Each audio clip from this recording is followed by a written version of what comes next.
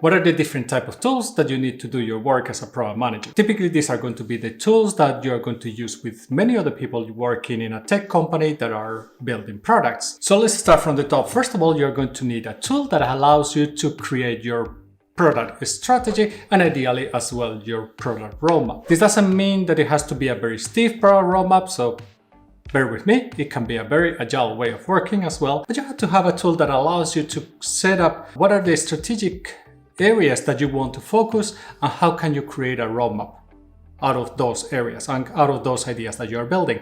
And ideally there are tools out there that help you give weight to ideas based on how much they align with certain strategies. And a roadmap, of course, is something that you want to be able then to share with other people that are participating in the development of that product, not just the engineering teams, but also with people that are working with the promotion of the product or any other tasks related to the actual release of the product. Often you're going to also need a project management tool. Not all the road mapping tools out there are going to be the best at doing project management. Some of them will have project management. What you want to be able to do is that you want to be able to track the progress of the work that you are delivering and also being able to collaborate and coordinate with other people that are working with the same product, feature, or project. Other tools that you're going to need in your pretty much daily job is tools that help you analyze the data. This can be different type of tools like BI tools, or it can be analytics tools, it can be heat maps. There are many different tools out there that are going to help you understand the behavior of your users and understand how your product, for example, is performing. Why is this important? Obviously, data is key to be able to make decisions in the future, to plan your product, to understand how people are using it and adopting it. Another tool that you're going to need is a design tool, something that helps you build prototypes, that helps you to build mockups on how your product is going to work. Here you have many different types of design tools. You can have like architectural design, so how is your software architect? How are your UI designs?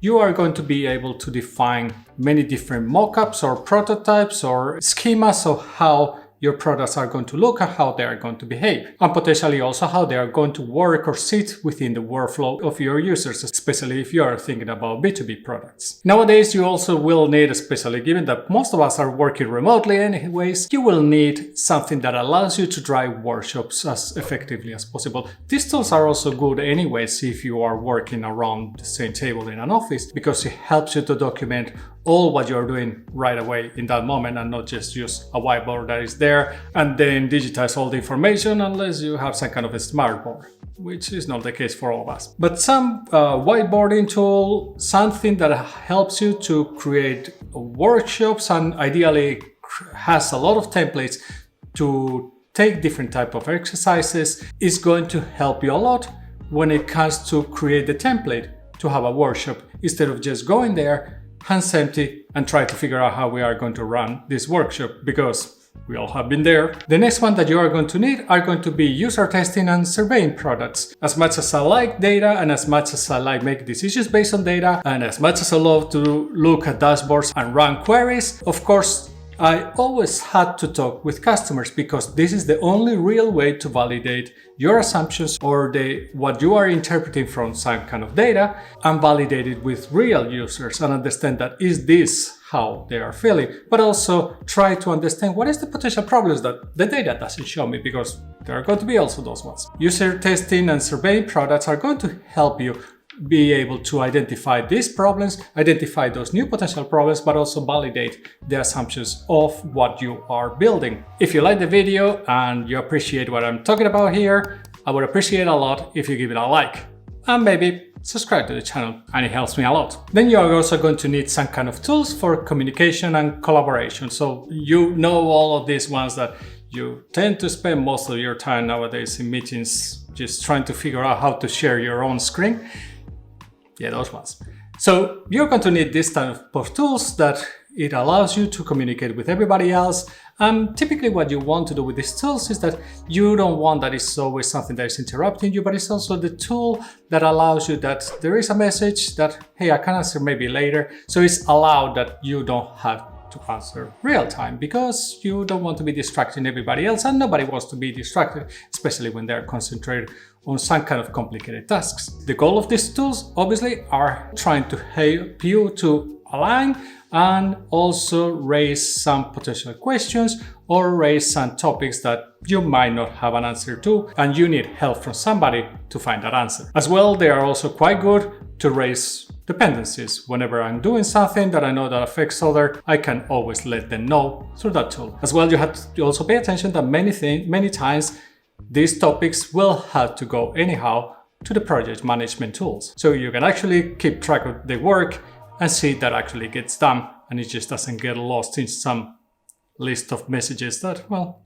we'll see in those ones. And finally, well, as a product manager or product person, you are going to have to present. You're going to have to do presentations and explain your plans, your goals, which direction are you taking the product, how you have been working with, I don't know, feedback that you are getting from the users. Anyhow, you are going to have to present results of your work in one way or another to a different set of people. Presentation tools are going to help you to do that. But remember, please, don't do that by PowerPoint. Remember, always try to have some kind of storytelling when you are doing your presentation. It's going to make it much more manageable for the people that are listening. So what you should do when considering how do you choose these tools? There are many reasons why you should choose one tool against another. So for example, are you using Slack or are you using Teams or are you using Google? Don't remember how is it called now. It was Hangouts, but I don't remember what is it called now. Meet? That one? I don't know. So the first of all is that, well, does this tool solve my problem? In the end, we're product people. And also, does it have all the features that I need to do the job that I need to do? This should be relatively straightforward. Just try to get a free version or the free trial, whatever it's called. Give it a run, give it a test, and see if it fulfills the needs that you have. As part of this, of course, you want to look at the usability. Is this easy to use or not? Because, well, there are tools and many times some of the tools might not be the easiest to use.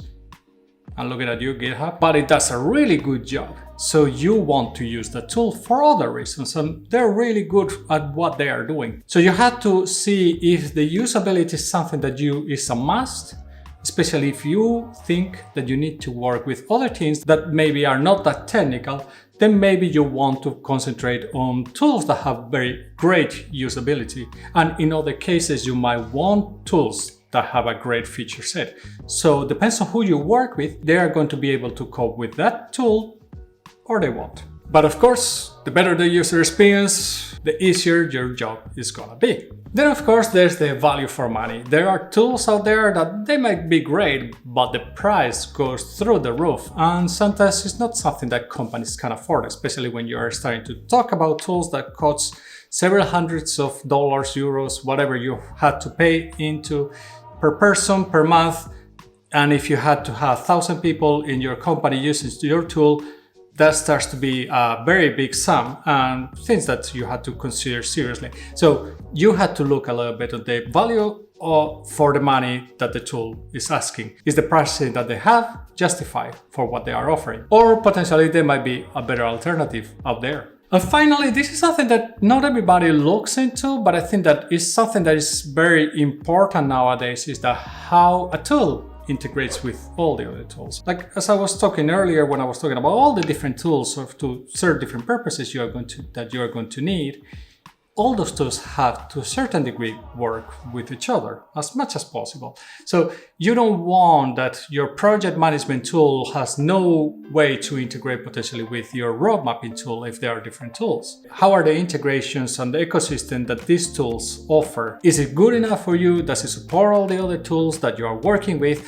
Or maybe they don't. If they don't integrate, it might be that that's not something that you can even consider to add to your toolbox. If you want to see which tools I'm using for some of these tasks, go and check out this video.